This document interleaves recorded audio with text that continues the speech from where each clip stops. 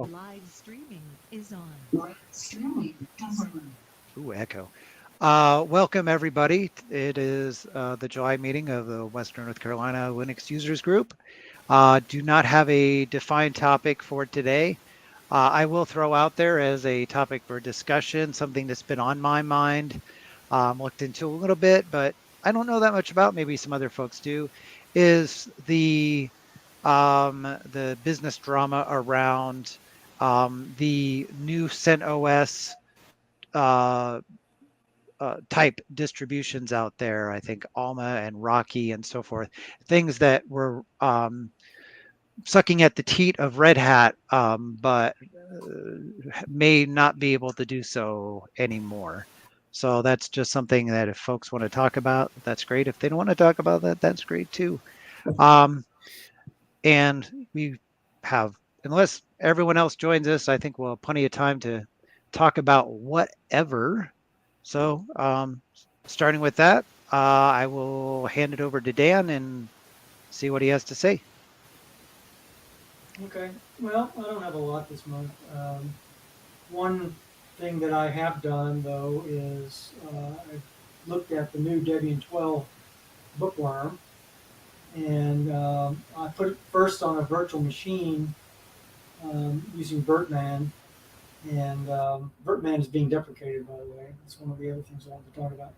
But I put it on Vertman. I've really got tired of VirtualBox, the virtual machine experimentation. And so Vertman just seems to be a lot more robust, and for me anyway, and a lot better. So I put Debian 12 Bookworm on it, and it's got GNOME 43, and I fell in love with it. I tell you what, I took the laptop that I have that had another distro on it that I was looking at, got rid of it, and put Debian 12 Bookworm on it, and now it's my daily driver on the laptop, and it's going to remain my daily driver on the laptop, I believe. I believe it's an Ubuntu killer because Ubuntu is going the way of Snap, and I'm not a Snap person. I don't like snaps. So, but anyway, so that's one thing I've been doing. The other is I mentioned that Vertman is being deprecated. Red Hat actually is deprecating Vertman, and what they're doing is they're bringing Cockpit into the fro. And I tried Cockpit, launching my VMs that I have been running in Vertman, and unbelievably, Cockpit is wonderful. I've used Cockpit before for managing systems, but it also manages virtual machines, and that's what Red Hat's going to do. They're going to get rid of Vertman and use Cockpit as the virtual machine manager, and I will support that 100%. I think it's a great little tool. And then the last thing that I have that I wanted to talk about that I've been working with is I recently found a time machine style backup process by a guy named Laurent22. Put a post on the website about an article I've written recently about it, and on the website. Anyway, Laurent22 has a script that runs. You can hook it up to cron, and you can actually use Linux to with cron to do a time machine style backup strategy. And it's been running now on my desktop uh, with cron for about 2 days, and it works great. I've got a 3.6 terabyte external hard drive, Seagate, that I'm using, and I'm backing up my entire home directory to it. And it is doing a time machine style backup. If you've been a Mac user, you'll understand how that works. Works on a process of 1 day, 30 day, and 365 days. Keeping one backup after 24 hours, and then one backup after 30 days, and one backup after 365 days of a monthly. So working really good. And beyond that, I really don't have anything else to say other than the Red Hat deal. Red Hat's done a smackdown basically, and closed sourcing But that's because, in my opinion, that's because of IBM's purchase of Red Hat. IBM's looking at the money, and so they don't want users to use Red Hat for free, so RHEL for free anyway, and so or any distribution that spins off of that source code.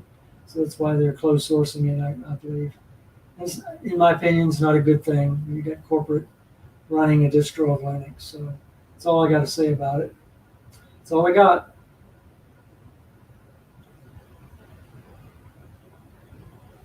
All right, thank you. You're muted, Brent. It says I'm not muted. Can you hear me? Yeah, I can hear you now. Okay. It must have lagged a little bit. Yep. We're gonna have to do better than that, Dan, if we're gonna get to fill the time. I don't have any. I didn't have a lot to talk about, to be honest. All right. I'm gonna do something a little different, and not that I'm like raring to go. I'm just gonna not go at the very end because that's kind of what I've been doing. Because some of those things we were just talking about maybe reminded me of a few things. I too have been playing with Debian 12. I did a VirtualBox install as well, which I've not really done a lot of. I usually use VirtualBox on Linux to do virtual Windows systems for testing for work. I don't really use it for too many fun or personal things.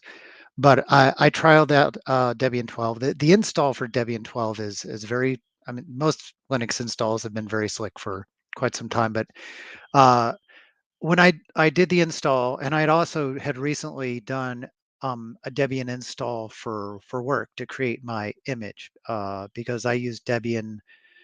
We used to use CentOS at work when the writing was on the wall a couple few years back. We started using Debian. At that point in time, it was 10, and then we've done 11, and now I just built my first 12 template um, uh, uh, template, virtual template. And creating that image was ridiculously fast. Um, it's it's very slick to create. Certainly, it's very fast to work in a virtual environment anyway with fast disk and so forth. But the installer is very lean and very good, and I like that they have the net install ISO because it gives you an extremely good baseline. Like I just do not have to tweak it at all. It is exactly what I want. I don't even have to install SSH, but it gives me the option to install it. Um, and I end up with something that is extremely bare bones that I can then build upon, which is the way I like to do my builds. One thing I noticed about Debian 12 is uh, it doesn't run a typical standard syslog server anymore. Um, all the logging is through systemd. Um, I am not used to that. I have decided that I'm not going to tweak it. I'm going to just try to work within that ecosystem and see how it goes. Maybe at some point I'll throw my hands up and throw our syslog D or something like that on the image. But for now, I'm just going to try to embrace those commands and see how that goes. Um, Curious if anyone else has dealt with the logging in that world and if it's particularly robust or have you found yourself needing to use some standard type of syslog daemon. Um, and yeah, I mentioned I did spin up a Debian 12 virtual to play with, and it looks I it's kind of hard to really bring myself to just play with a virtual distribution. But I right now I have Linux Mint on this machine and on my desk on my laptop right here. It's like, well, do I really need to have that type of consistency, or I'm thinking one or the other needs to change. I do rely more upon this desktop, so I probably won't change things up, but I do think it wouldn't hurt to do a rebuild on the laptop and throw. I had previously thought about throwing Kali Linux on there because I do use my laptop for testing security things on occasion externally, but it's just as easy to run a VirtualBox on my laptop and then run Kali virtually with it. So I'm not sort of stuck with a such a focused distribution on my laptop, which I use for more than just that. So definitely a very um, you know a very Debian month for me. And I do think using it as a desktop to some extent will expand my knowledge because at this point I've only been using it CLI on my virtual server machines, and it's been great. I have no complaints whatsoever uh, for the few years I've been doing that. But I do think I'm going to expand that a little bit. And it's the reason I would do anything RHEL uh, or derivatives again would be if I'm forced into that corner. And that was the reason I was using it in the first place, is the notion that at some point someone's going to want me to run software that is designed to run on these platforms. Um, software that is bought and paid for. That really just hasn't happened. Uh, the vast majority of production stuff in my environment is Windows and will continue to be Windows.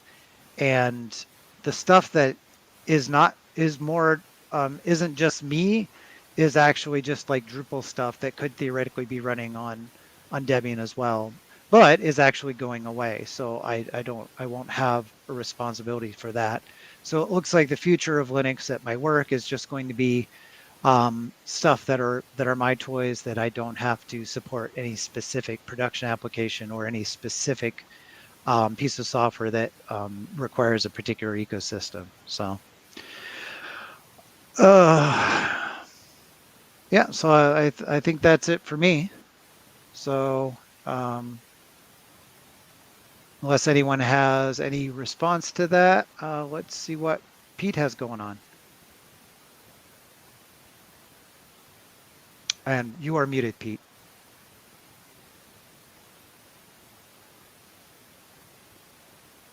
Okay, how's that?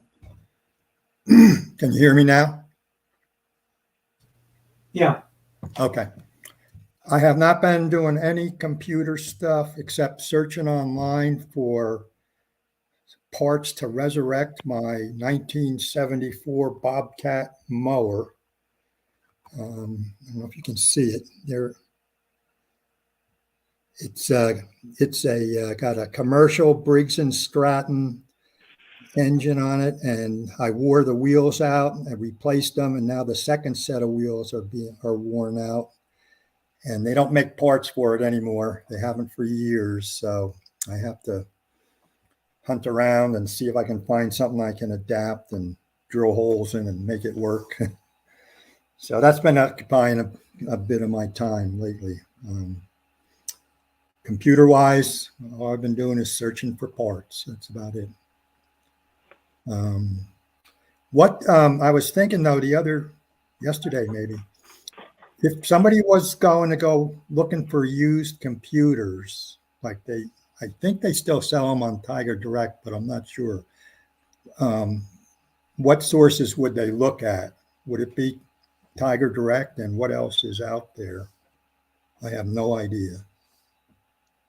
I have been contemplating buying some things off of Amazon. There are some, and these are a particular type of computer that would seem to be reasonable. And basically, they're refurb Dells or Okay. HPs that are like small form factor machines, Yep. and they're basically corporate machines that somebody used and sold and then got refurbed.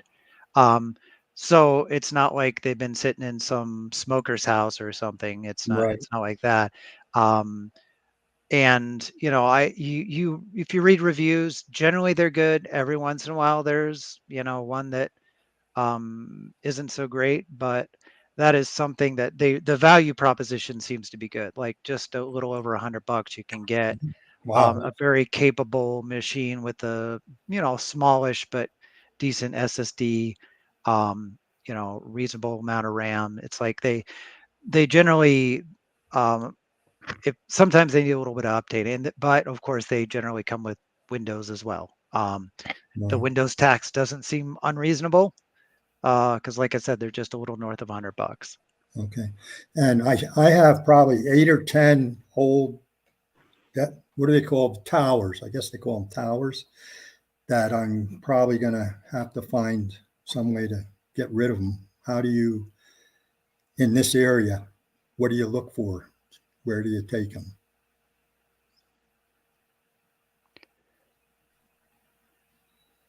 Occasionally they have a recycle event like at Ace Hardware, but they don't have very many, maybe 2 or 3 a year when they'll take electronics. I know that Staples and Best Buy take certain types of electronics. I don't know if desktop towers are one of the things they take. Okay. Um, I Oh, yes. so, oh, my microphone was. I was trying to make a noise to see if it. For some reason, it was. We hate it. But no, it was. It for some reason I pick it up. Most counties around here have a e-waste recycling. Depending on how old it is, let me know. I just scored a 486 DX dumpster diving, and that's like a $800 machine now due to stupid millennial nostalgia.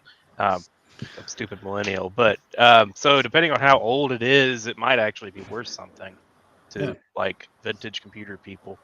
But yeah, I know Watauga has an e-waste recycling. I would assume Buncombe would too.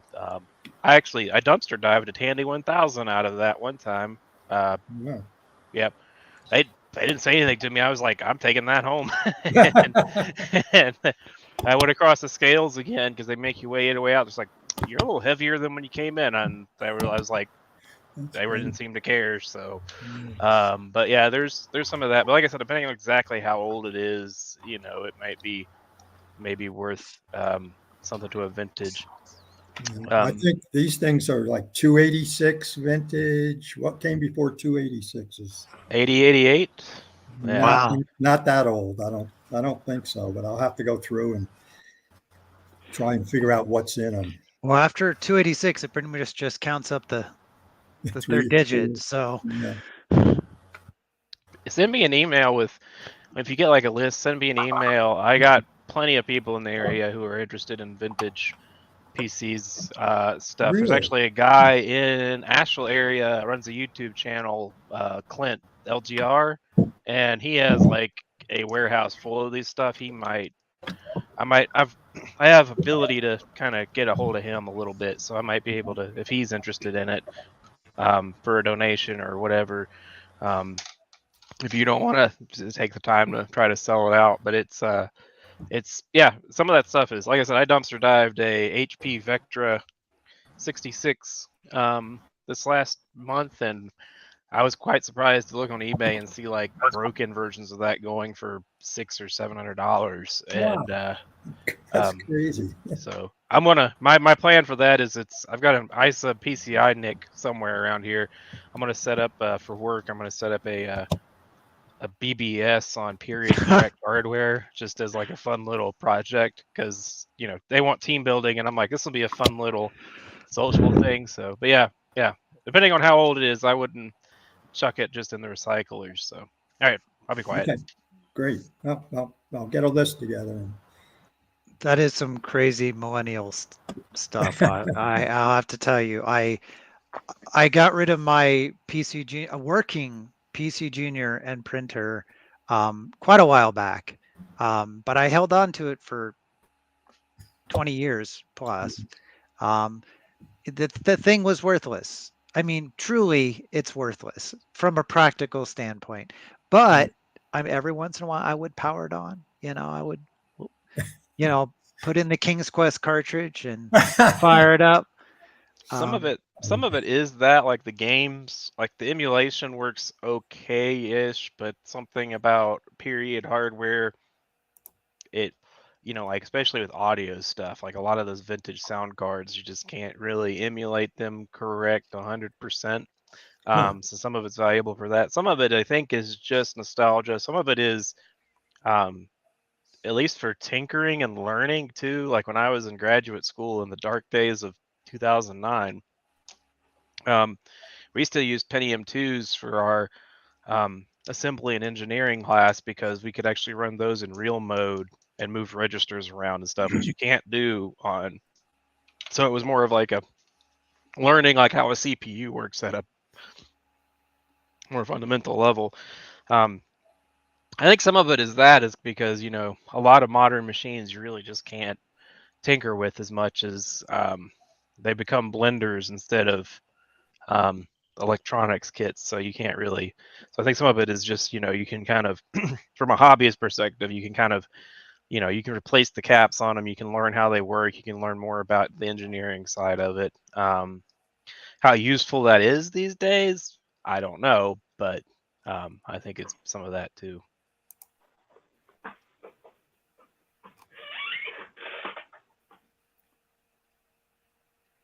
Anything else, Pete? Nope, that's it for me. All right. Thanks so much. Arnold, as always, has greeted us, but is not going to be speaking. So hi, Arnold. Hope everything is well. I think he did say something else in the chat. Oh, he's using Linux Mint 20.3 with no issues at the moment. Yeah, Linux Mint's been very boring for me as well. So have to get some excitement in my life, I guess. So Alan, what you got going on? And you are muted.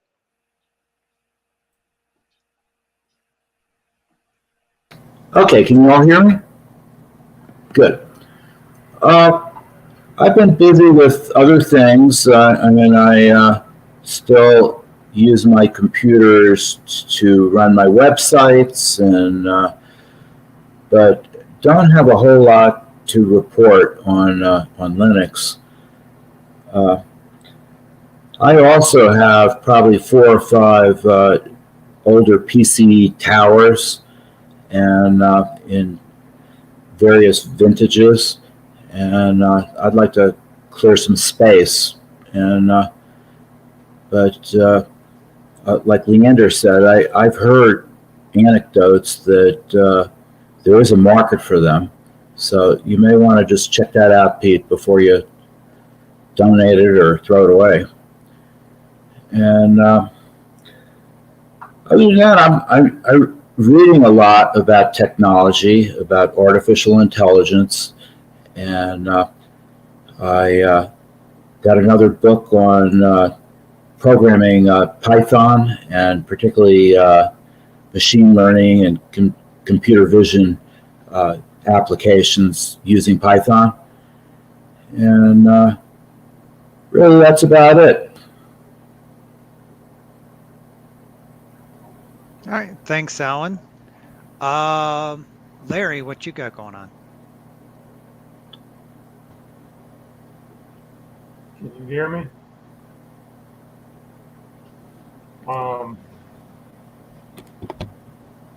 I just had one comment about, I think it was Rusty who was asking about what happens when you hung up and your keys you can press. I've had some success using Control-Alt backspace, and then it gives me a login prompt and I can log in.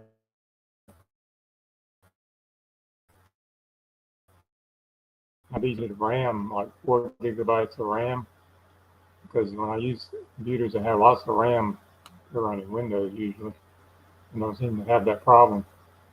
So that was just a comment. I think it was the last meeting, there was some discussion about how to break or restart without rebooting or whatever. I also have a lot of older stuff, and I just noticed that somebody just puts the stuff in our dumpsters too, like RAM and video cards and stuff like that. It's hard for me to take everything that everybody throws away, though. I've already got too much stuff. so I have to limit myself. So, like ride a bicycle, and if I can't carry it on a bicycle, too bad. Can't have it anymore. Can't have that. So anyway, that's for me. That's it for me right now.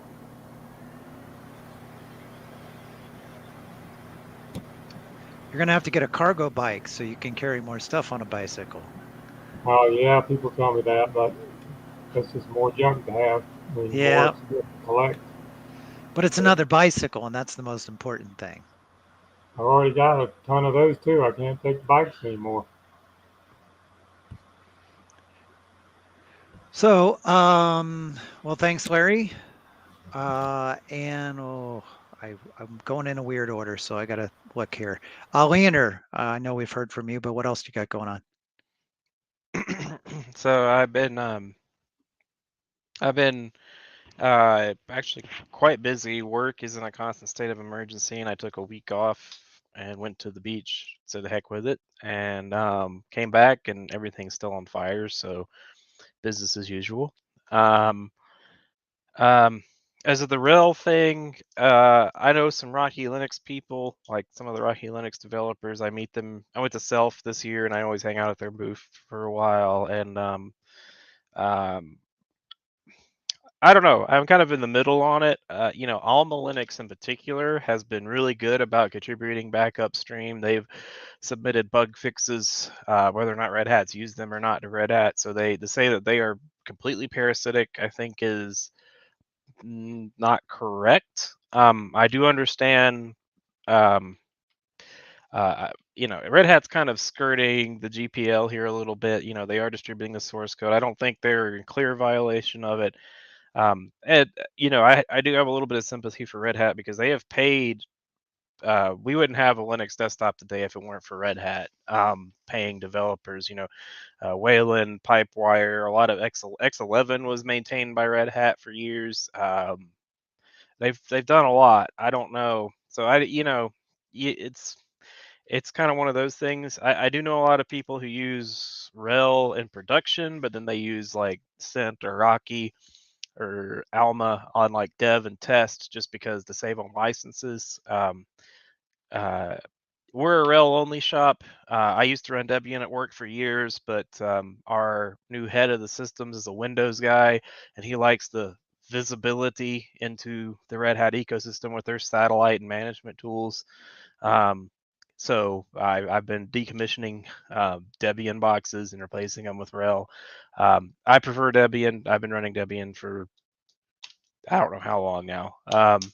I do run Fedora on the desktop here and there, but just because I don't like Ubuntu and Fedora, I feel like it's a pretty good distribution. But I've always kept Debian around on a desktop and on servers. So I don't know. I have mixed feelings on it. I feel like I can kind of see both sides of it a little bit. It would be nice if, like I said, I don't know what the case is with Rocky. Alma definitely I think is not that parasitic because they've found bugs, they've submitted patches and things like that. It would be nice if Red Hat could work out a less um, antagonistic relationship with these people. But I don't know if that'll happen. I think some of this is due to the 0% interest rate market drying up and everyone's kind of a lot of the stuff that we used to get for free I think is going to go away because it's just money isn't free anymore. That's kind of my thoughts on that. At home I'm completely Debian. My rack mount server I have down in Durham running my email and everything, my VMs is Debian, so I mean it doesn't impact me there at all. The backup solution Dan was talking about, and the one question I had on that, I use Borg backup through Borgmatic and Vorta to do mine. And the one thing I've found that I wish it could do is a bare full metal restore. Like you have to put down a new OS. And this is the one thing Time Machine and I think Windows backup really has on a lot of the Linux backup solutions is you can boot from an installer media and then say they can go, hey, do you have a backup? We can put down the OS and automatically restore. So when you reboot, all your stuff's back. It would be nice to see that. I don't know if Dan's solution does this or not, but like a bare metal. I know some excuse me, commercial and the enterprise space on commercial um, um, software solutions for backup on Linux do this. I don't know about in the open source world though. That's the one thing that I think Time Machine does really well when it works. and and I wish we had in Linux. It's just like you booted from a Mint or a Debian ISO, and you could just point it at an SSH server, point it at a disk or something, and say, "Hey, my backups are here. Can you just reinstall the OS, copy my crap back over, and then, I'm back." Instead of having to reinstall the OS, reconfigure things, and then restore. I don't know if Dan's solution does that or not. On the computer thing, I recently picked up I'll paste the link here. Minis Forum had a had a fire sale. It's still going on their 12th gen little mini PC there, and my file server at the house is like a Haswell box, so I've been looking for some sort of better machine for doing some transcoding that I could leave on that's low power. That could do some transcoding and some kind of Docker container stuff to mess with. And this i7 they have in here is a 10-core i7 and it's a laptop chip, but it's actually about as fast as my Threadripper desktop for transcoding media. But you can get the bare bones thing for $300-ish, or you can get it with various configuration. I got the bare bones one and just stuck a terabyte NVMe in it. It's got space in it for a 2.5 drive and an NVMe. It's got dual 2.5 gigabit network cards in it. The only thing it doesn't have is Thunderbolt. I wish I had Thunderbolt, but at this price, you got to make some sacrifices. But if you're looking for a little machine it runs Debian fine. I've got 12 on mine. I'm just running it as a server right now. But if you want something to like mess around with containers, that's like maybe you can't get this is probably about the cost of a Raspberry Pi these days. So, and it's a little bit more upgradable. You can put RAM. It comes with Wi-Fi and Bluetooth and all that stuff. And you can bring your own RAM and hard drives and stuff to it. I like mine a lot. It's pretty quiet. And I highly recommend it. That's what I've been messing with is my little minis forum. Dude, there, I just can't believe 10 cores in that little tiny package. It's great. It's great for containers. It's great for if you run like a Plex server or anything to store your media on and stream it out. Really low power. It's not as low power as a Raspberry Pi, obviously, but like, unless you're strangling the processor, it's like 20 watts or something like that. I need to measure it, but if you strangle the processor, it goes up to like 80 or 90. But yeah, I do like that. The control alt backspace thing that Rusty mentioned, it does work, but just a note, that's X11 only. I don't think that works on Wayland, which Debian 12 moved to Wayland sessions. And a lot of desktop distributions do Wayland sessions now, so just keep that in mind. Another thought I've been having as someone, hang on a second, my wife is got the TV going. I'm going to shut the door, so it doesn't get so noisy in here. The miracle of wireless headsets. Welcome to the 20th century with myself here.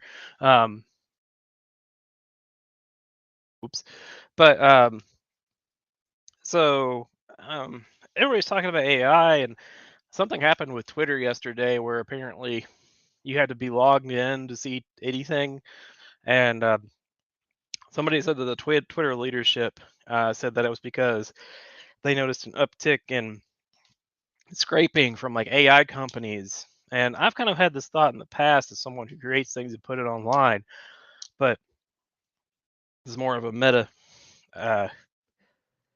not metaphysical, kind of a philosophical question here is if you create something and put it online, and then, a highly valuated AI company comes by, scrapes your stuff, and puts it in a model.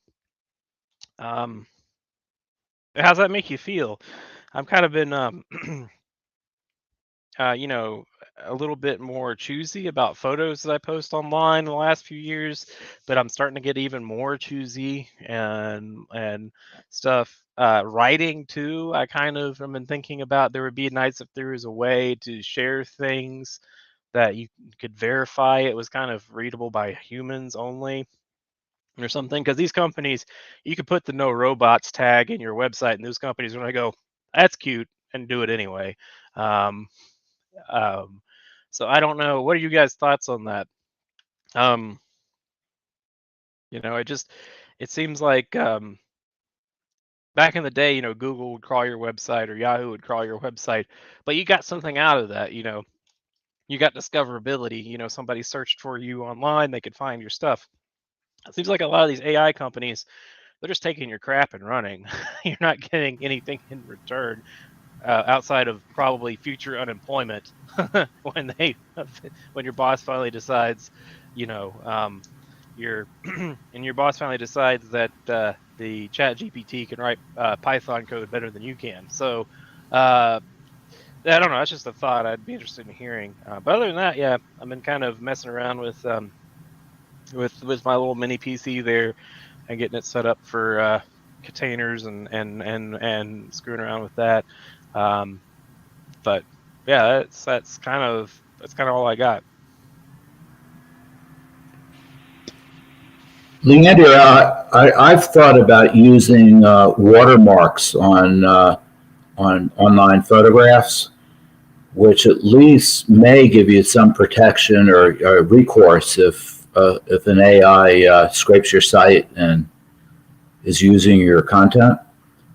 Yeah, I mean that gets it from directly copying it, but I mean it's still going to use it in the training set, and also writing. That really doesn't help if you like write like a article or something like that, and the AI uses that in the future.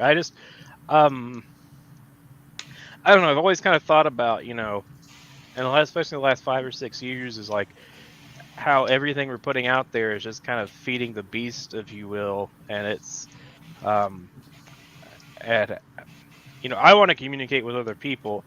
I don't necessarily want to feed a $1 million, $1 billion valued startup that's just going to use my stuff to put someone out of work later, or you know.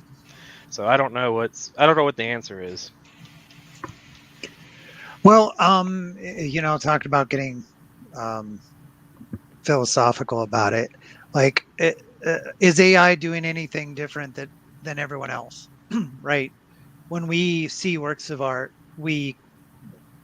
and especially as amateur artists, we copy. We take all these things we see, we blend them up in our brain, and we spit something out. That's certainly true of writing as well. We collect ideas, we collect notions, and, partially in writing, partially, personal experience, and then we process them and we spit them out.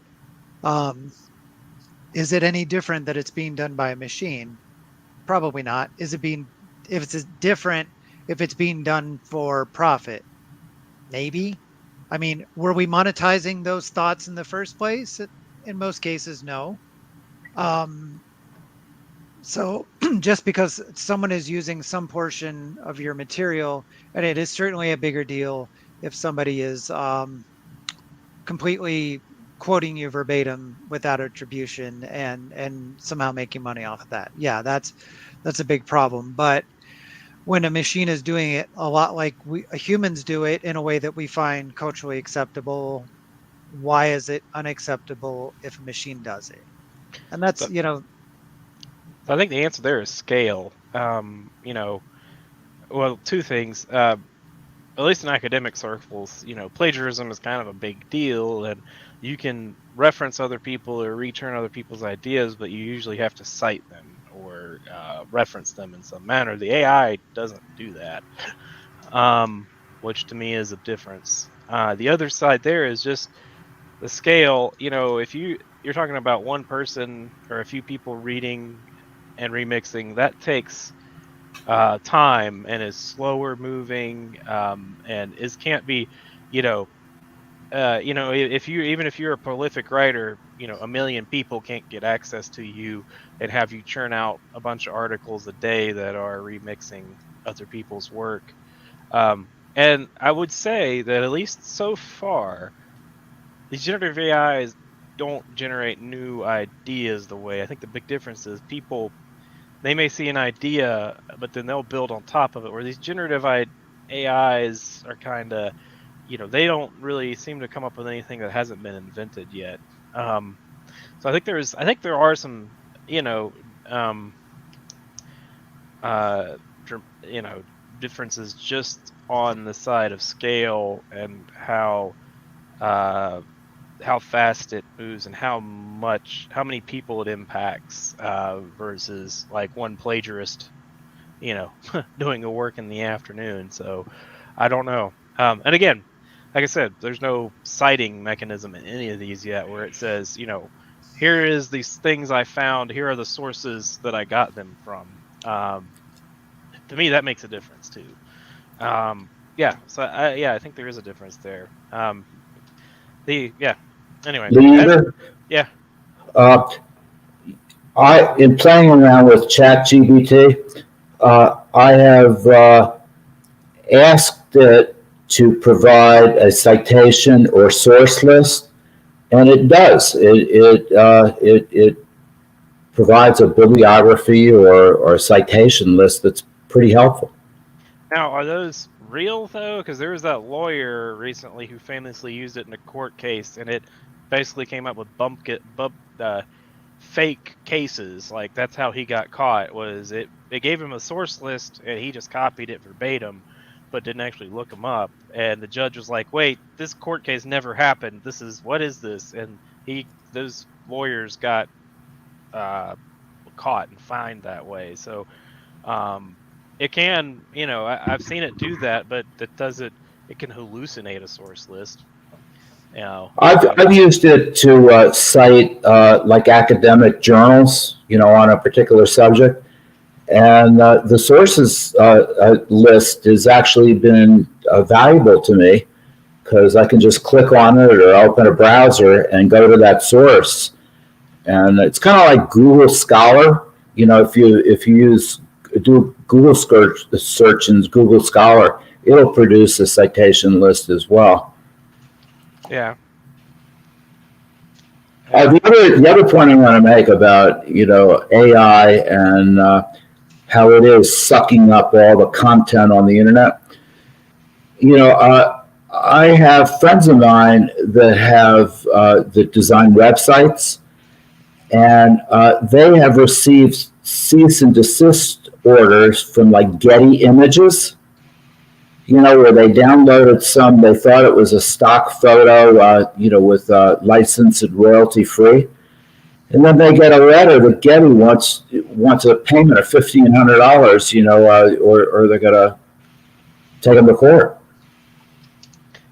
There's been that's been a problem for a while. I think Unsplash was one of the first kind of free stock. They had no verification of ownership of the images, and people were just going and grabbing Getty images and uploading them to Unsplash. People do. It's like that kid who posted the military secrets on Discord. They do it for internet points for stupid reasons, and so yeah, that's kind of been a problem for a while. Is you can go on some of these royalty-free sites, but they don't do any due diligence against actual ownership of the image, and so yeah, and I think that's going to get worse with AI. Just how far of a derivative does it need to be? I mean, there's been a few cases where they got, I don't know if it was Mid-Journey or Stable Diffusion to generate basically almost an exact copy of an image down to having the watermark in it. So it was with the right prompt. So, I mean, is that an exact copy? I don't know, but it's just one of those things that I kind of struggle with of like, do I really want to be participating and propping up that system or not? I mean, I kind of don't have a choice. I'm glad I've only got 20 more years till retirement because I think white collar workers are screwed. And yeah. But Well, I mean that kind of comes to the other philosophical side of this. I'm kind of Yeah. a Star Trek socialist, where we get to that world where there's just too little work, that we can't consider work to be the way that everyone makes their living. It just doesn't work anymore that way. And that we have to consider that everyone has their basic needs taken care of, because there's the dearth of work. That we can't consider that not working is some sort of um, uh, societal harm. That sort of is the ethos of today, that everyone is expected to work. Once we get over that hump, assuming we do, then does all this matter? Like, does the value of something matter as much if there is enough plenty to take care of everyone? Do we worry about these, whose thing is whose as much, when at least from the standpoint of money? Obviously, when you're talking about art and attribution, I think there is another thing to be considered there, but the monetary value of that largely comes out of a world of need, a world of where a world of capitalism, essentially. And we can't keep doing the same things. For one, I think our model of capitalism relies on a model of infinite growth, where the population is expanding, expanding, expanding. All the things are expanding, expanding, expanding. Now I see, not only is that not happening, we have a notion of when, well, a lot of countries have reached negative population growth, but we have a notion of when the world will likely do that. Um, and we also have, like, I wouldn't say we're embracing minimalism as a culture yet, but the way we're doing things, like, there's a lot of people in this world where they buy this tiny little box to satisfy like all their entertainment needs, and they don't have much else in life, and they don't want much else in life. They're not buying a lot of the doodads. I just think personally, my kids don't experience commercials. Um, they do whatever they can to avoid advertisements, um, and they don't have this uh, pressure of buy that we experienced growing up. And I think that is transformative as well. Um, so socialist diatribe over. I will say they don't think they see advertisements. They probably don't see the 30-second commercials. But if you're on social media at all, what is that called? Sponsored content is Mhm. basically everywhere.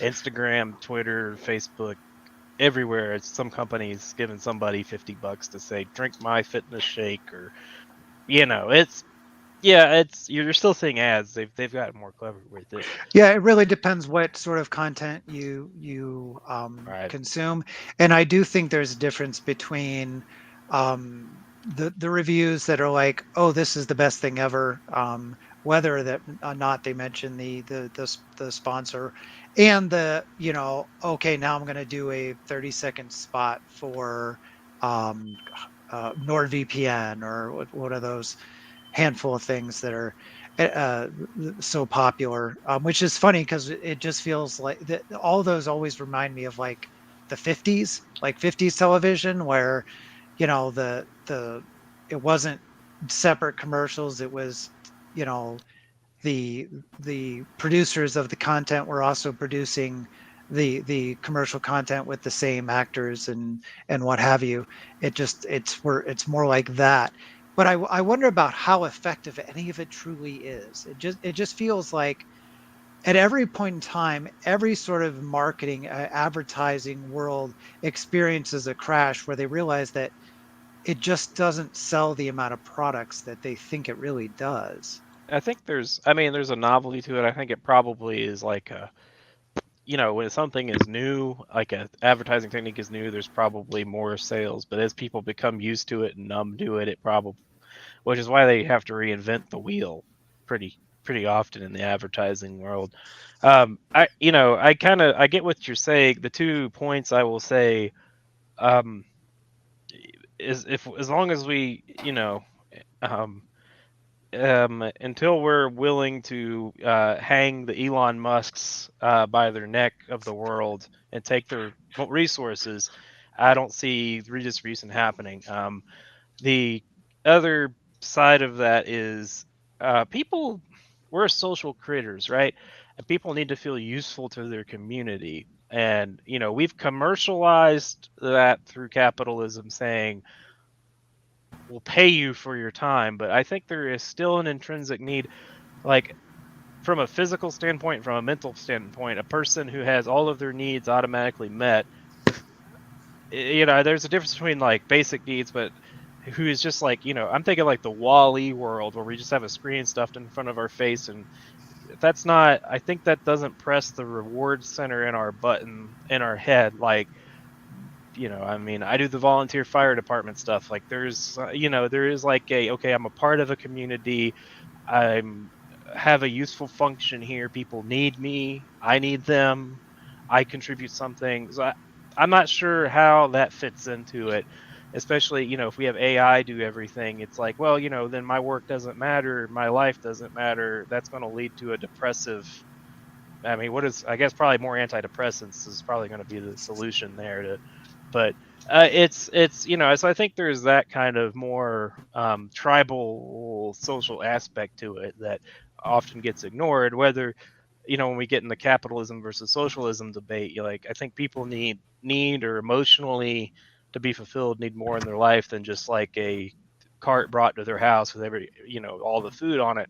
I'm not saying it's a bad thing. I don't think people should starve. I don't think people should any of that. But I do think there's probably a mental and social value in community interaction and feeling useful and feeling like you're valid, like your work matters.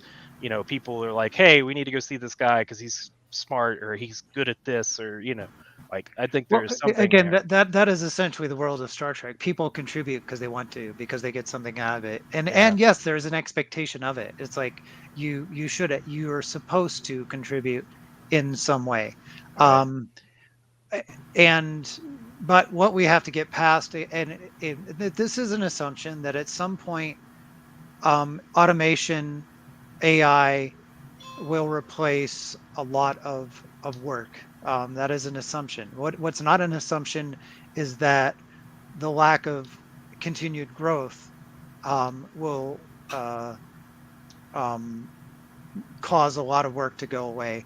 On the other side of that, we will have an aging population, so our workforce should theoretically decrease. Um, but aside from that, I do think that the pressure will be more towards the less work than more work per individual. Um, so I think we will have to change the way we think about work. One thing that I encountered that at first grated against my sensibility was some labor propaganda that I experienced, and it was from the past, and it was basically like, slow down, don't don't be that guy who is churning out being the most productive, because that steals work from other workers. And I'm like, that's so like, as someone who grew up in the American society, that feels so wrong. But it in some ways, and certainly from a labor perspective, it's not. And from a futuristic perspective, it doesn't seem wrong. That you can't have, like, you can't, if work is the quantity that is limited, just like any other limited quantity, it is not fair to hoard it. Um, so yeah, but again, I could feel that programming in my brain that it was grating against. Yeah, it's it's a hard. I don't. It's a hard balance, and that's where I kind of run into kind of philosophical problems with this. Is and the other side of it too is it's like productivity is increased, but wages haven't increased and stuff like that. And the way I see it going in a lot of industries now is people are like, oh, you can use this AI tool now. Instead of making 10 widgets per day, you can make 50 widgets per day. You're like, and I wonder if instead of going, okay, like historically, instead of saying, okay, we've got more free time now because we can do more work per hour. Oh, we can do more work per hour. We can increase output, and it's just going to, and we have surplus stuff. I mean, if you've ever been to the dump's one of my favorite places. But I always they say Jesus take the wheel. I come back from the dump with Jesus hold the shit down. But um, it's one of those things you just go there and it's just like we overproduce because our productivity is so high now. But instead of saying, okay, well, you can only work 3 days a week, you only have to work 3 days a week now because you make all the widgets you need to make in those 3 days. We're just saying, well, you're still going to work now. You can make 20% more widgets per week. But where are these widgets going? The dump anyway. But that's kind of, I don't know. We're getting way off the topic here. I was just thinking about ways to still share my work and share my thoughts without feeding billion-dollar companies that are not compensating, not attributing. And it comes down to programming too. I mean, if you prompt Chat GPT the right way, you can get it to copy and paste GPL code with no attribution. So it's a problem, I think. I'm not sure Well, what the solution is. there's rules of society that we Yeah. follow. Yeah. If you program the rules of society into the AI, which is the only ethical thing to do, All right. then you will get an ethical response. But if you do not do that, then it is the programmer of the AI, the person it's garbage in, garbage out. And it's the garbage in, it's the human responsibility to bring the ethics to something with that. You can't assume ethical work. You have to bring that to the widget that you're giving the input to.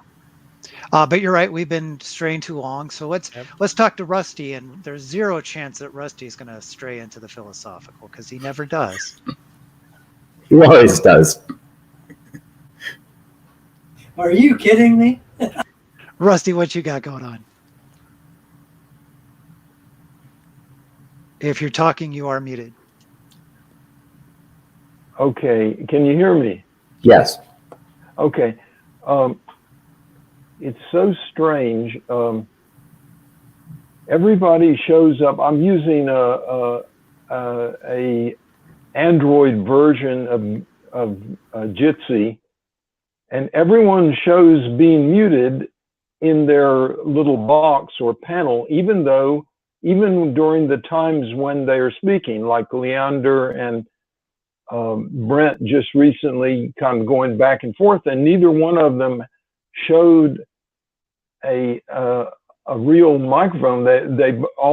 Everyone shows a crossed out microphone, and then when I activate my own microphone, it in the little call up button list,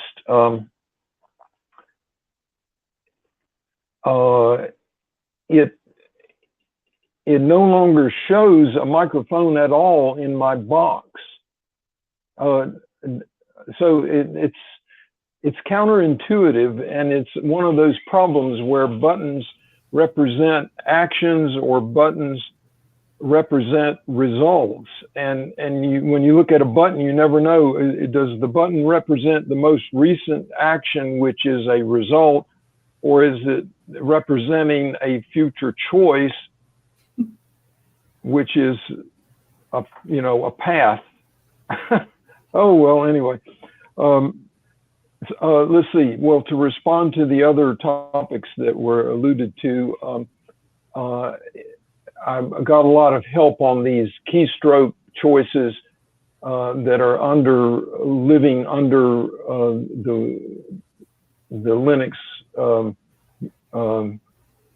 graphical tools, and I find that the most helpful to me is Control-Alt-Escape to kill a whole window. If I really get to a crashing level or a dysfunction level with an overloaded browser. There's so many sub processes going on. I used to try to kill them when they would rise up, and I would just start drilling down from the top of top, and I would eventually find the guilty process as they would present themselves at the top of top. And but I find that Control Alt Escape, I didn't know it existed at first, and then I didn't know that it was offering me this little icon to kill the window, and that's just wonderful. If you can seek out the real estate that is representing the program that is having the problem, it's wonderful just to be able to wipe out a window rather than the other. I guess Control Alt Backspace is another way. Just let X11 start over again. So anyway, that's been helpful. I posted on the list this question about asking if anyone was using Gitpod for I guess, what do they call it? A cloud development environment, a CDE. Is that what a CDE stands for? I'm going to try to join Gitpod for that service starting probably tomorrow or Monday. And the reason to want to do it is that I'm signed up for a novice workshop on Drupal the coming weekend. The Drupal community in Asheville meets once a year for support and fun and communication, I guess. And they're doing that next week. So I wanted to both learn a little Drupal and see who some of the active people are in that world. So let me ask on the list here, is there anybody among our current listeners that are using Gitpod Cloud to assemble a development environment? In my example, I went back to the presentation that Alan did in November, and he described this script that would install the Drupal environment and the Drupal stack onto Gitpod, and that's what I'm going to use. But I don't know if anyone is actually using Gitpod in the cloud.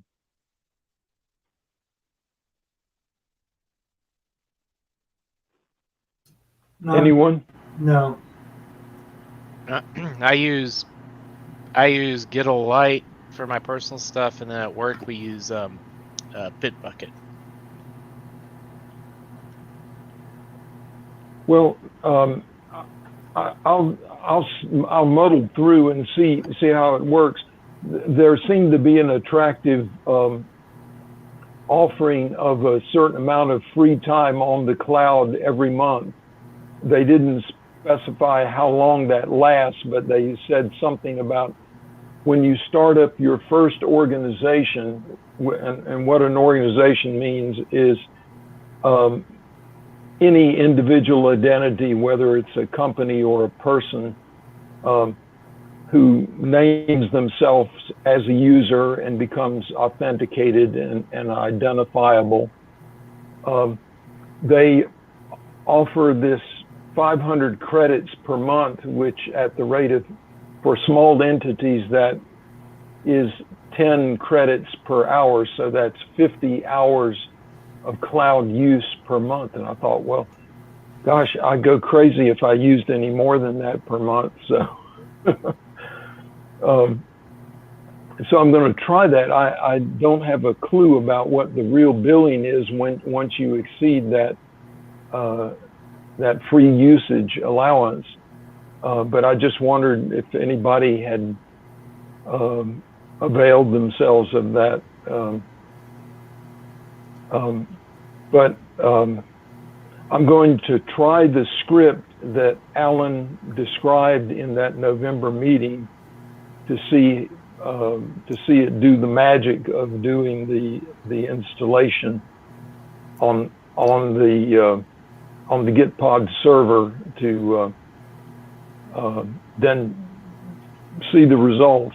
If not, I'll have to go back and try to construct the same tools on a laptop. So from that topic, just briefly, I find this AI discussion and the issue of scraping and consolidating resources that are posted, like words, images, whatever they may be. And my take on that is that, AI is consolidating everything potentially in such a way that one can go and get useful things without necessarily having clear attribution, although we heard that there are, that references or sources are at least potentially accurate with AI. But I think I would be surprised if AI actually in the near term or in a reasonable frame, I question that all of the consolidation tools really, I think they can give leads to information and present the material, but I think one of the things that's missing most in organizations is some sort of process that allows the organization to see how each of the participating persons in the organization develop in relation to each other. So to me, this is another example of the use of fine-grained commenting. And to me, a lot of learning and a lot of understanding your own provenance of knowledge is to have the same sort of threaded experience that you get in an email between someone or a forum posting, where you're responding to small things that together represent the larger learning that you're having. And I just feel like all organizations right now they've skated over this portion of learning experience by not having control of their documents and by not using them in a fine-grained comment thread or a commenting stream.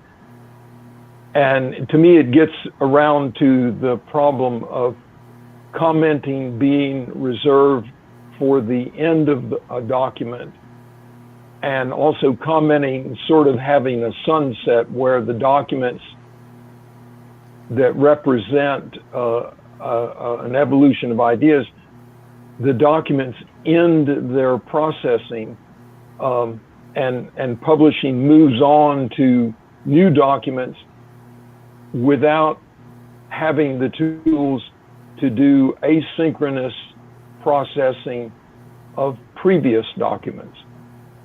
And so this is why I'm interested in this whole business of content management and how commenting and how interaction. If you present a white paper within an organization, how do you milk the most out of it and cause the most amount of critique and revelation of ideas between the participants. And to me, the participants are whoever read the document and whoever spends the time to comment. And somehow I just don't see that being handled by online aggregation. To me, the tools need to exist for managing it within the organization. There's some sort of constituency of users that exist that has to be actively managed with moderators and the commenting tools that I still don't see. But anyway, I'll leave it there.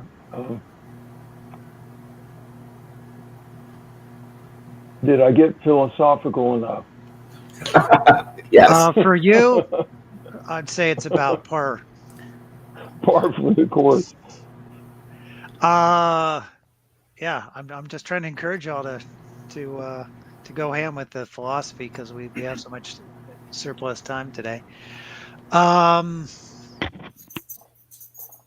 Yeah, I think we've talked to everybody, so I'm going to sort of leave it open for any sort of comments for, what Rusty said or pretty much what anyone else was talking about.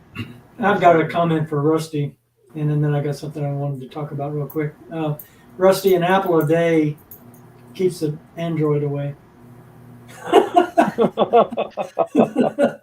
And then, have you guys noticed in the news about the recent shift in YouTube of blocking ads? Blocking people that are turning off the ads or have their ad blocker. Yeah, I've seen that. Yeah. They have the new thing now is that it'll try 3 times to display an ad, and if it can't, it'll tell you it won't let you watch the video. Correct. And that's got a lot of people in an uproar, especially YouTube creators. And I use Brave browser, so the Brave browser by default has the shields up and blocks YouTube ads. I haven't seen a YouTube ad watching videos and ever since I installed Brave. So I'm afraid that what's going to happen, I'm a YouTube creator, I have like 308 videos up on my site, and I'm afraid that at some point I'm going to be watching a video and they're going to say, well, you've got number 1, number 2, number 3, now you're blocked, Yeah. So they want you to get the premium service. I would say, excuse me, there are other services out there. I think the biggest one is Odyssey.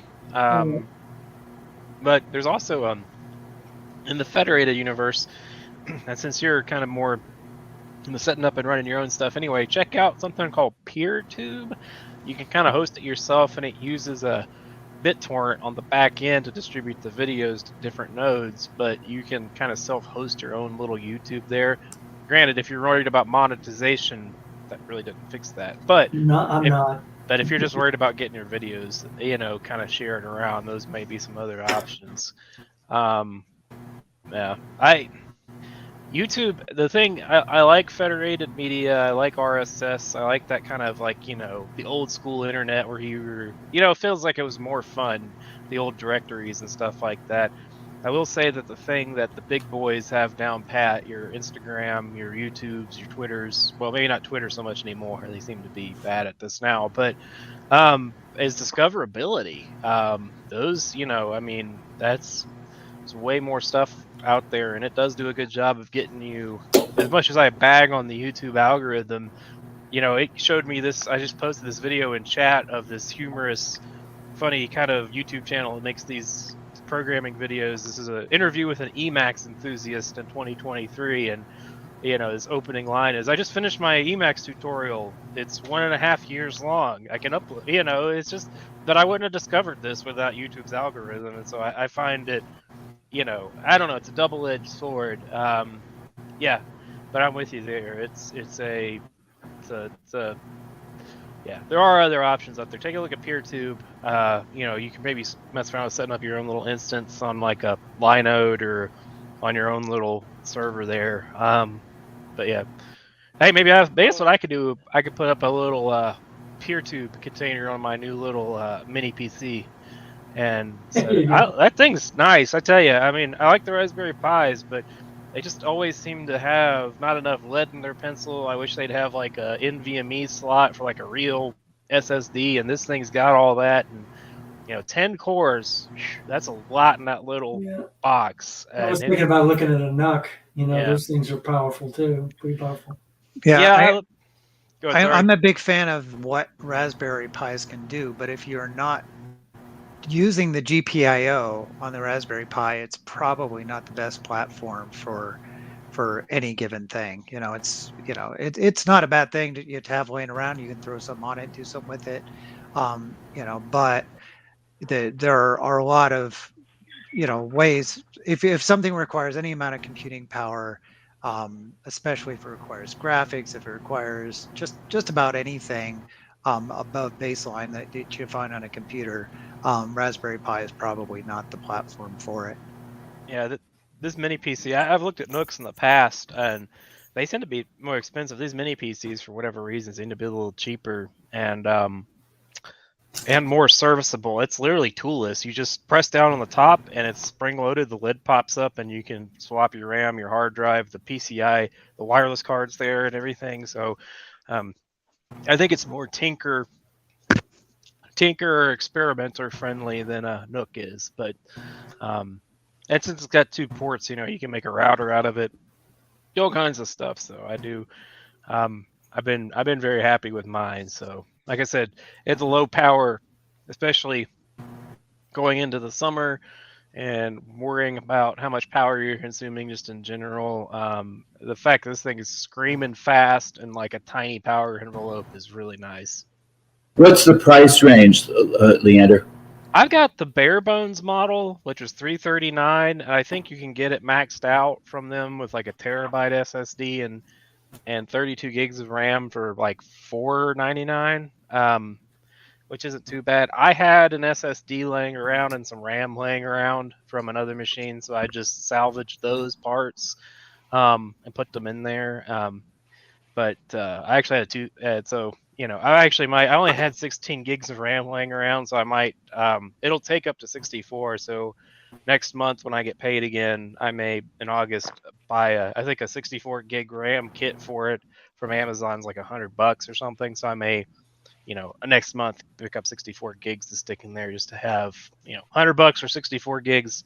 It seems excessive, but if I start throwing a lot of containers at it or something, it'll be nice to have. I could also set up a RAM disk for building software, kind of thing. So I used to set up RAM disks for building RPMs. So just to be back before SSDs are coming. So, but it's pretty cheap. Like I said, if you've already got the parts laying around, the bare bones kit's really expensive. But I think even if you get the maxed out one under $500, is not bad for what it is. So. I've got a question that I'd like to put to Dan that he brought up just earlier. What's that? In regards to this pressure for YouTube to find ways to avoid the bleeding of its advertising or the dismissal of its advertising. Has anyone seen a sort of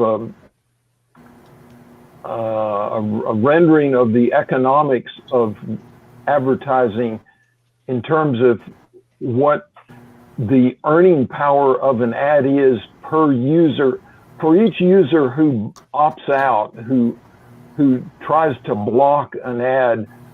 What is the monetary value of the lost customer, the lost victim who is opting out?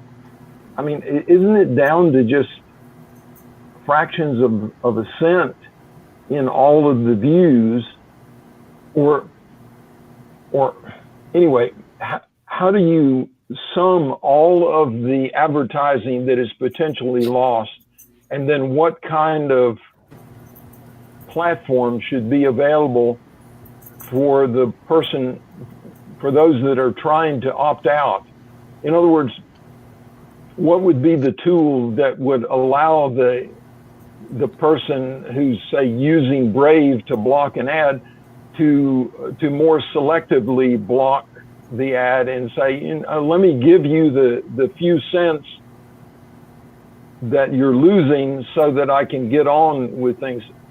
And of course, to become a full, the other part of the question is to buy the more privileged profile with YouTube.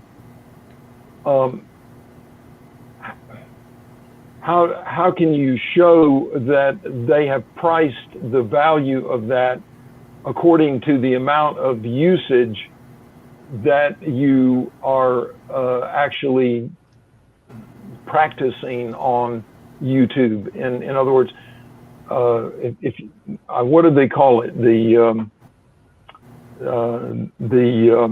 paid subscription, or the ad-free subscription. Has anyone heard of anyone who's kind of outlined what are the right proportions of that? And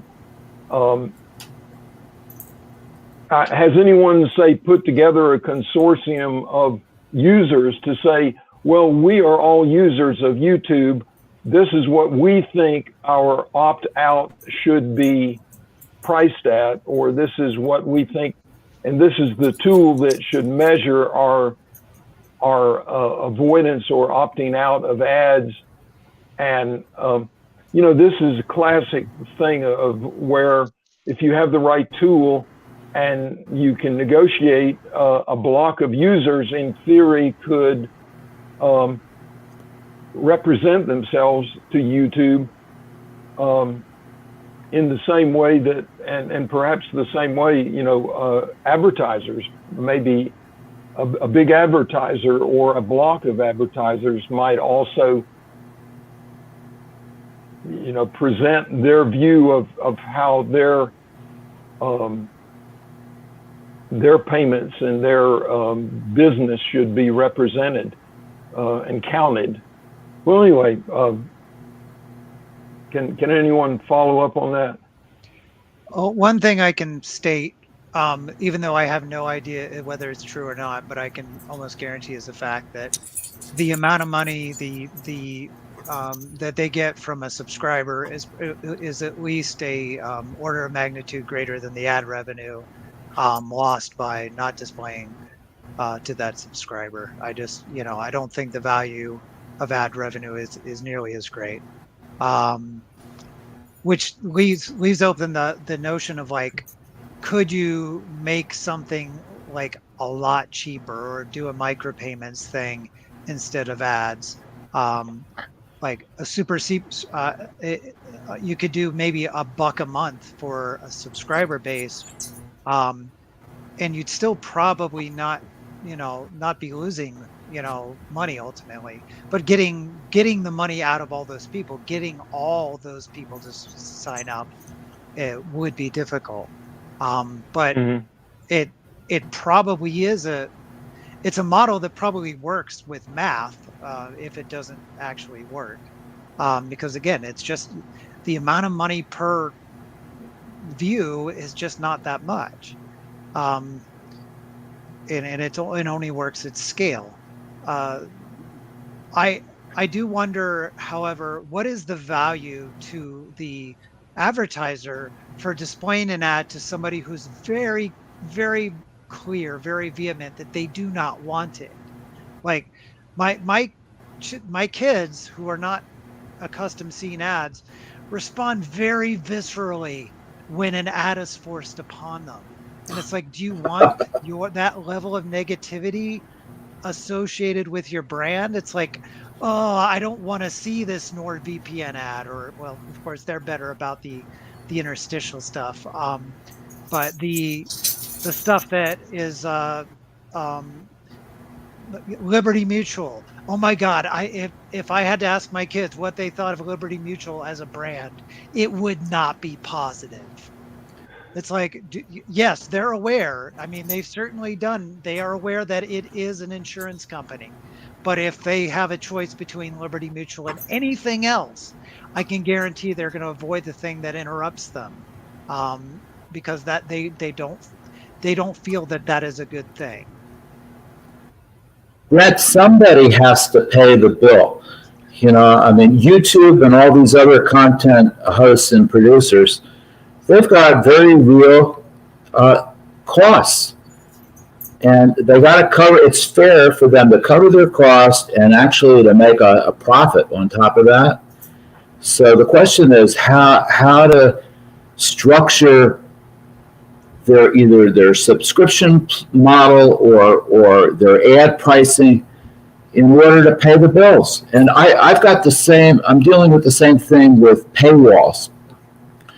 There's so many articles that I see that I want to read, and they'll show you the first paragraph or so, and then you hit their paywall and they want you to subscribe to the magazine.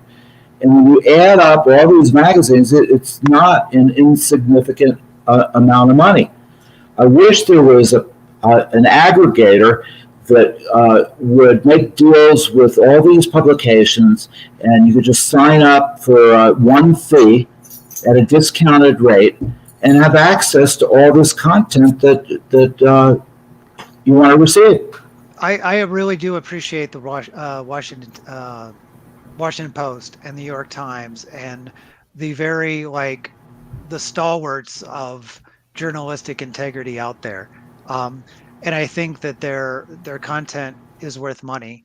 But I am not accustomed to subscribing, and I have this minimalist bent where if I subscribe to a dozen things, it's going to be I want to make that less. I want to make some of those go away. It's it's clutter in my bank account, seeing all these transactions, right? It doesn't feel and I always will have this am I consuming enough Washington Post this month to make it worthwhile, or whatever, or year. I don't know. I don't subscribe to these things because I'm not super familiar with the model. But it feels like micropayments make a lot more sense for something like that, where you want to read the article. I don't want to read New York Times top to bottom, but if I see this link to an article that you have advertised to me, you've put out there as content I want to read, I want to read that article. I don't want to subscribe to an entire ecosystem or to a particular publication on an ongoing basis just because a particular headline came my way that I thought was interesting. If I were extremely rich, I would absolutely probably have a laundry list of things to subscribe to. But knowing that money is not something I have an endless supply of, it would make far more sense to me to make it more microtransactional based. I agree completely. I think that's a great plan. And we have the infrastructure now where microtransactions work. The problem is so many payment providers want to take such a huge chunk per transaction, but their costs for something like this, that it's there's no reason it has to be particularly expensive to have a payment processed to do this. Yeah, I like I actually use Patreon and Liberapay anyway. For you're talking about an aggregator. I know that they take some cut. I'm not sure how big it is, but it really declutters the transaction. So if a writer or a video producer or something that I watch about every one of their videos, you have a thing where you can go and put $3 in the pot a month for them, and so I have $30 or $40 come out of my checking account every month that goes to Patreon, and then it gets split up among these dozen or so people that I've decided, hey, we'll throw a couple bucks in the hat for them. Or in Liberapay, it's kind of the same way. I really like that model. I'm with you, Brent. I like the the simplicity there of just knowing, okay, I've got a budget, I can budget this much for, I call it entertainment. They get some kind of part of that, and a lot of these people seem to be making a decent living off of it. So I'm guessing that the chunk Patreon takes out isn't insane. I don't know, but it's I like that. I call it the NPR kind of PBS model, where it's content's put out there for free, but if you can get 10% of the people to put $1 in the hat when you pass it around or something, it seems to cover the cost. And I just like the simplicity of knowing I can pay this much per month. And it can go like, or if I want to budget a little extra and add a new content creator or something to that, I can do it. So I do wish that the more traditional news places would sign up for something like that. Like, it feels like it would be nice to be like, okay, I want to support this journalist, but I don't want to have 500 subscriptions running around, because they're going to change their rates. They're going to be like, Patreon, you sign up for the $2 a month tier or whatever on their Patreon page, and it stays at that. They can't really, it doesn't surprise you. Whereas if you sign up for the New York Times or whatever, maybe it's $10 a month right now, but then a year or two down the line, they pull a Netflix and decide to make it $15 a month on you. Yeah, so it's a problem. Anyway, I do like that solution, though. I do like that sort of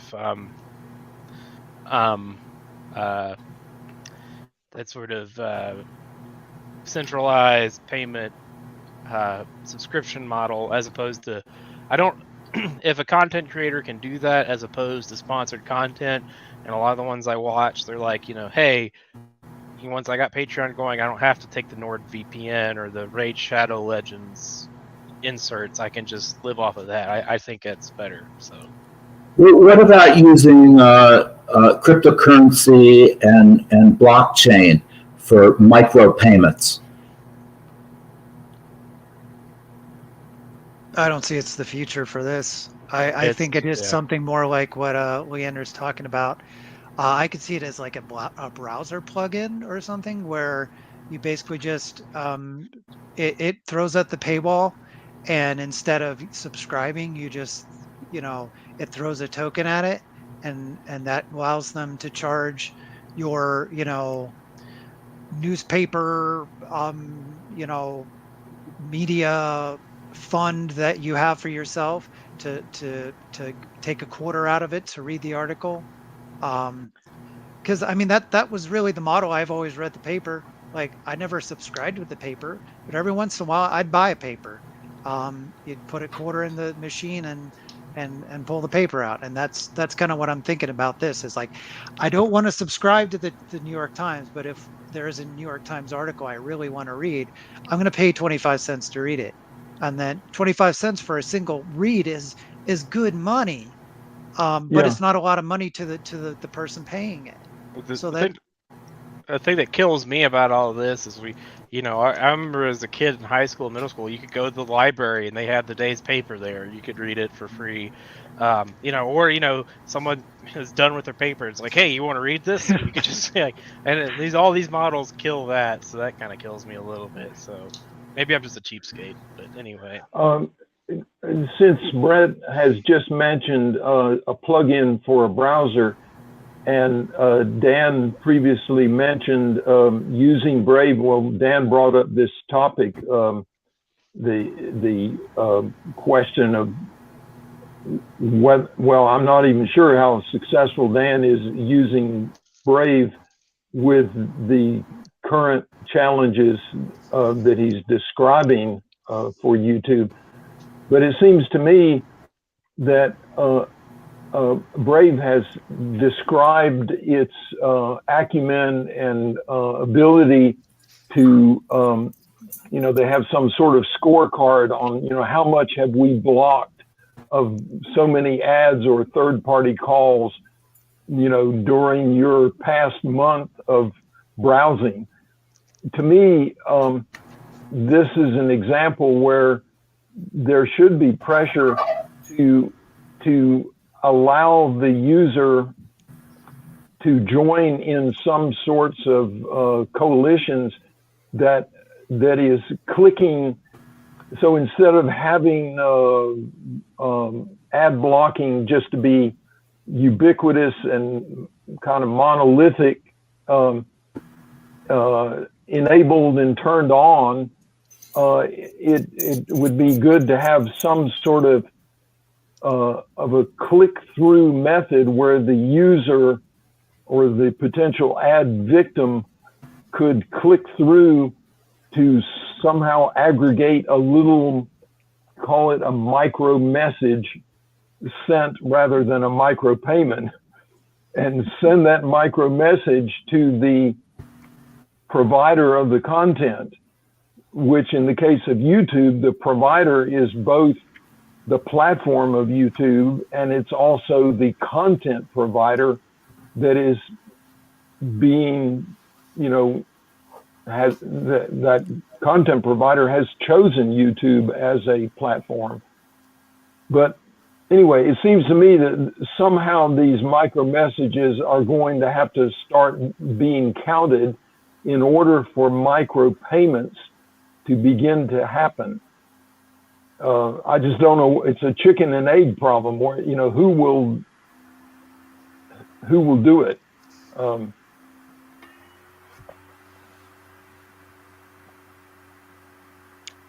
I think there's a potential for a killer app in this space, where it becomes the thing that all the publishers want to use because it's the most financially attractive to them.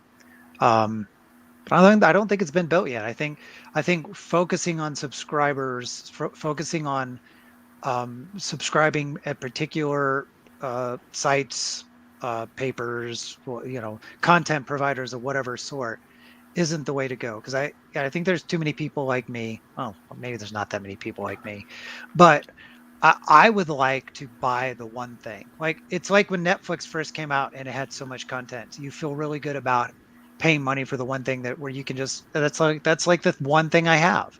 But then when you have the second thing, third thing, fourth thing, fifth thing, it's like I'm spending a lot of money and I'm just not feeling the value proposition. But I think if you have one bucket, where the person control it and say, okay, I'm going to spend $20 a month. That's my budget for these things.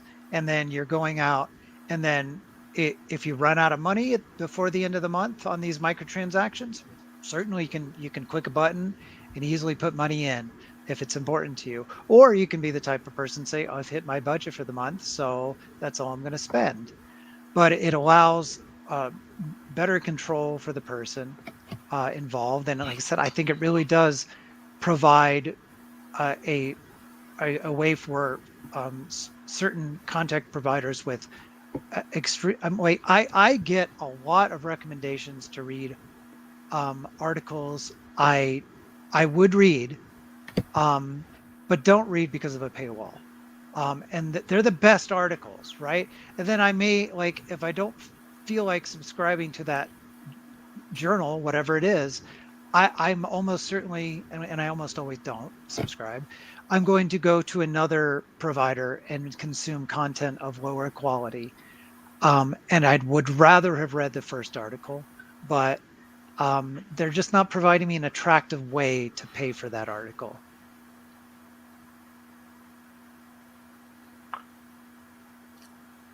I agree with you.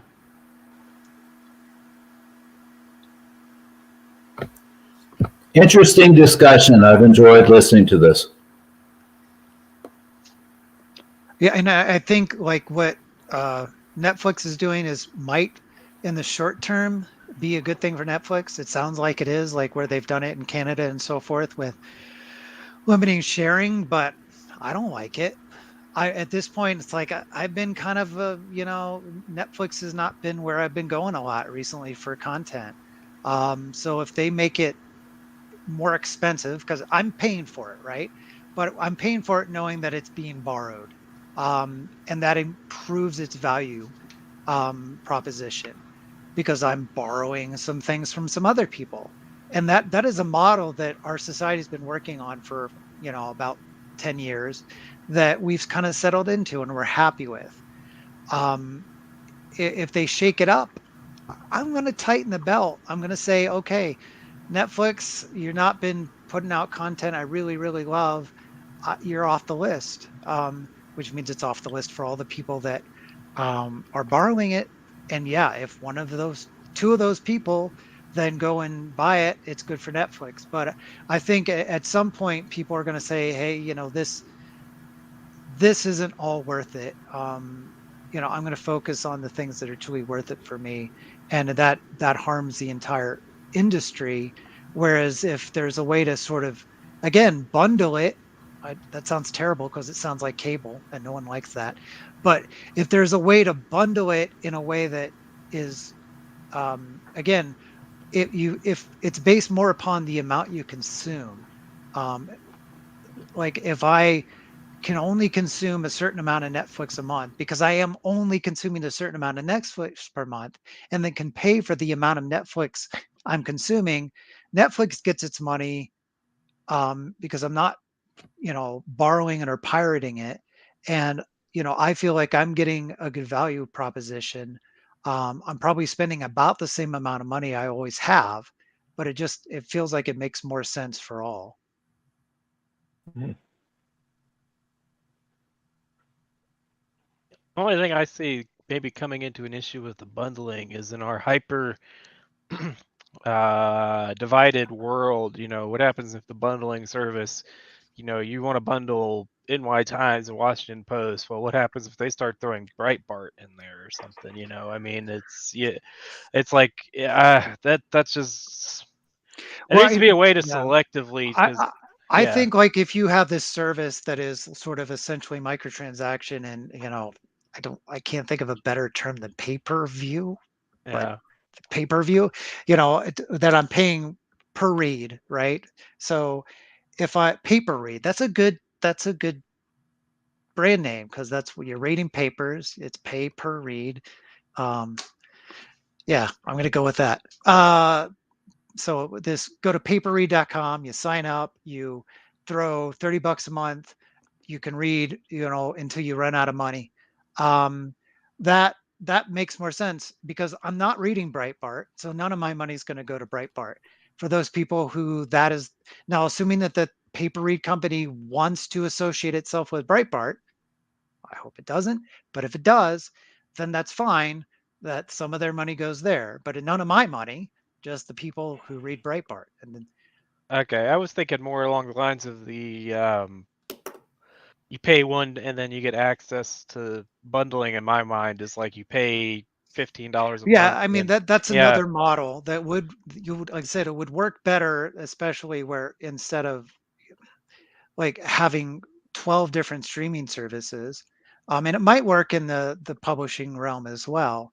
Um, but again, I don't feel that I read that much news like that I need to be buying a fully bundled service of like, 20 papers or whatever. yeah. It's yeah, the pay-per-view pay-per-read would be if that could get pulled off. Set up, you basically have your credits, you put in your $20 or whatever, and then every time you click an article, it deducts a quarter or something. That would make sense. Yeah, yeah, I get what you're saying now. I was thinking more of like when you said cable TV, my mind went to, okay, yeah, yeah, you buy cable TV, but then the bundle comes with all this stuff that you don't necessarily want to read or want to look at, or maybe even want to financially support. So, yeah, See what paperread.com is though. Can anybody remember the name of um, well, it started out in transportation. I think it went to hotels also, but I cannot dredge up the name of the patent that was issued for what's called the reverse auction, I think it was called, in which you state how much you want to pay for a hotel room or a transportation, an air flight, and then they were posting that for reverse auction to the providers, you know, like airlines, hotels. I just can't. Oh, Priceline, yeah, Priceline was the website that was developed for it, but it was patented. I always thought that it was a patent that could have been very readily turned over, as it should never have been granted by the by whichever examiners in the patent office, you know, opened the gate. But anyway, that's an example of, to me, something that is based on micropayments and based on reverse auction should exist for paywalls. The paywalls are ridiculous in their either ridiculous by offering you a subscription to the entire journal that you don't want, or by offering you an outrageous price for the one article that you do want. And someone needs to aggregate all of these visits to where someone could say, well, this is what I would have paid you if you had given me a gateway to make the payment.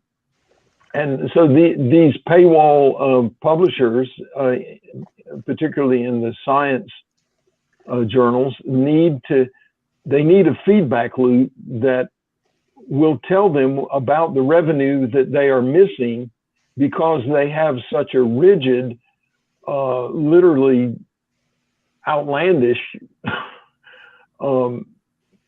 set of guidelines for collecting revenue. And, you know, I guess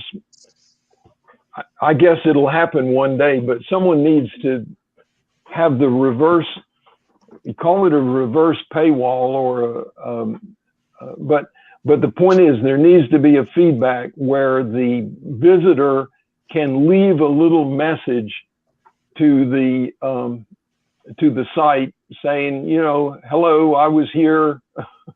This is what might have happened, but it isn't happening. I mean, they have those metrics. They do. They're tracking that. Yeah, they know when they're folks tracking are not. I'm sure they track if someone did not consummate a follow through to view an article when they are offered a paywall. But what they don't, there's no one, at least what I'm getting at is these host sites, I'm not aware of any questionnaire that asks, how much would you be willing to pay? So someone needs to tell them. Somebody somewhere needs to gather the information, because the sites are not, the paywall sites are not gathering that to my knowledge. All right, let me ask a question here. First of all, is my volume lower? I was too loud before. It's fine. Yeah, it's much better now. I'm going to just interject real quick that we need to kill the live stream, because some folks probably need to go. I'm not going to terminate this meeting or conversation. I just want to make sure that folks are aware of time and that Dan has the ability to end the meeting from the standpoint of the stream. Can I ask one question here? On this same topic, Amazon's Kindle Unlimited service, where you pay like $12.50 a month and you've got thousands of books that you can put into your library. How do they compensate those publishers and those writers out of that $12.50 a month for, you know, everything?